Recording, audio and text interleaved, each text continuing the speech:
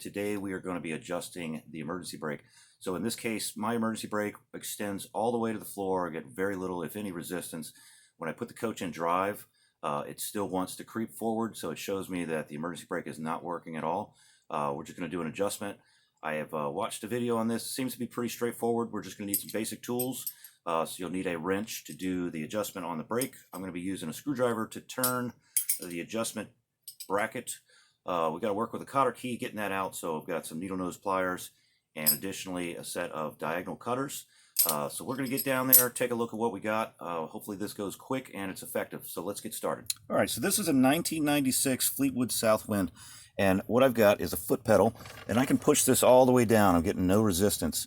Fortunately, I do get a signal light up in the instrument cluster that shows me the brake's engaged, but I'm just not getting any resistance. So we're going to try to adjust this. I want it to start to hit engagement about midway and then continually tighten from there. We do want to set it so that we have our shoes fully clear when this is retracted all the way, because you do not want your shoes dragging on that drum. Once we get under there, I'll show you what I'm talking about, because that will overheat your emergency brake system and probably render it inoperative and cost a lot more in repair. So let's go underneath, see what we got to do, and make that adjustment.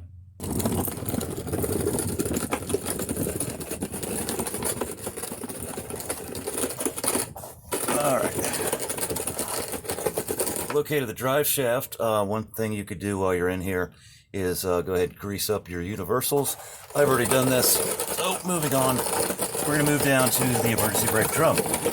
So just before, or rather just after the transmission, the interlink between your drive shaft and the transmission is this emergency brake drum. I am trying to zoom back as best I can so that you can see what I'm talking about.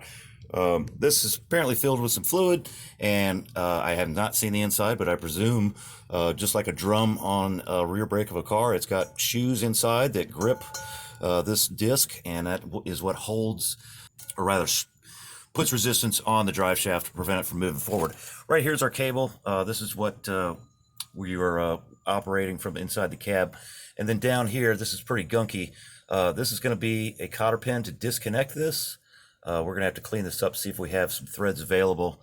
We're going to remove, or rather we're going to loosen up this lock nut, draw it back. We're going to disconnect this coupling, remove it from this lever, and then we're going to just basically twist it up to make the entire assembly a little bit tighter. First thing I'm going to do is get down here with some cleaner and just some regular brake cleaner, something just to spray this crap off so I can see what I'm doing. I will also get some lubricant just to get everything freed up so I'm not struggling to break the bolts free. So let me get that cleaned up, and then we'll get back to it and see how hard this is going to be to do. All right, so highly recommend you wear some safety glasses. I'm just going to squirt this with some carb cleaner because I don't have brake cleaner. Just try to get all that gunk off, let that soak up a bit. It stinks. But at least we can start to make out what it is we're working on. Ugh. All right. Oh, the fumes are awful. Okay. I'm guessing this is going to be a 1/2 inch. So let's see what we get here.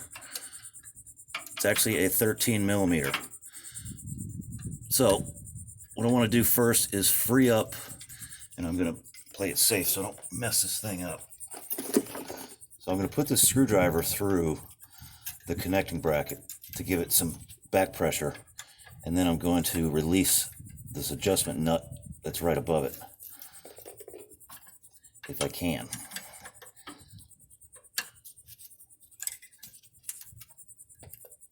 It's pretty snug. I'm going to take my time with it and not break something and make this situation even worse.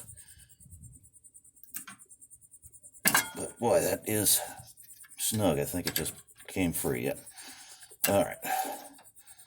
So in looking at this, I don't have a lot of threads left. I'm just going to take it up as far as I can, which isn't much. It's maybe a 1/4 inch. I'm not aware of any other adjustments, so that might lead to just a full replacement of the cable. if we have to go there. So in my case, I don't have a cotter pin. I have one of these just clips. So I'm going to turn that and use my pliers and just remove this clip out of here. Hang on to that. If you did have a cotter key, you would want to replace that with a new one. Cotter keys are only meant to be used one time, and that's a pretty important feature, or rather your emergency brake is pretty important to have, so don't skimp on the emergency brake. So we can take some pressure off by pushing this arm up. It's spring loaded down, and then you can just remove that and let that arm rest all the way down. What I'm going to do now is probably lubricate these threads so that I can turn this assembly. So let me get a little squirt of some lubricant on there. Let that soak in. I'm going to hold the top of this assembly with these pliers and see if I can't turn it, which no luck there. Nope. Okay. I think we might have got a little bit of movement there.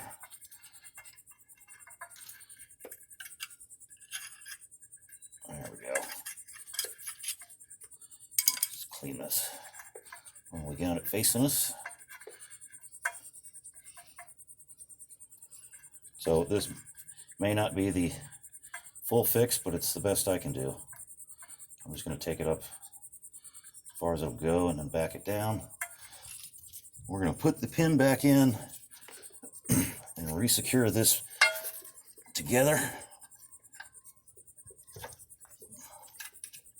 No, you can't see that. I'm trying to keep pressure on that arm while I'm putting this pin through. There we go. We will reconnect or reinstall this other little clip here, and that's done. The next thing I want to do is take my wrench. I'm going to use the 13 millimeter, and I'm just going to tighten that lock nut back down onto this adapter piece.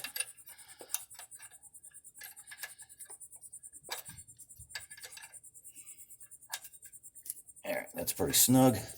That's back in. That's all together. So I'm going to go back up and engage that brake pedal and see if I'm getting any better resistance.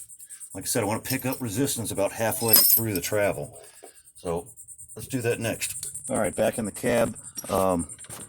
Really not much change. It does bottom out a little bit closer, rather a little bit further away from the total travel of it, so it does appear to be working somewhat better. Still, unfortunately not. I wanted it to start to catch right about here, but I'm just not getting it. So it's better. I'm going to test it by turning on the motorhome, putting it in drive with the brake engaged. If it holds position, that tells me that the brake is working sufficiently. Hope that helped you guys. See you next time.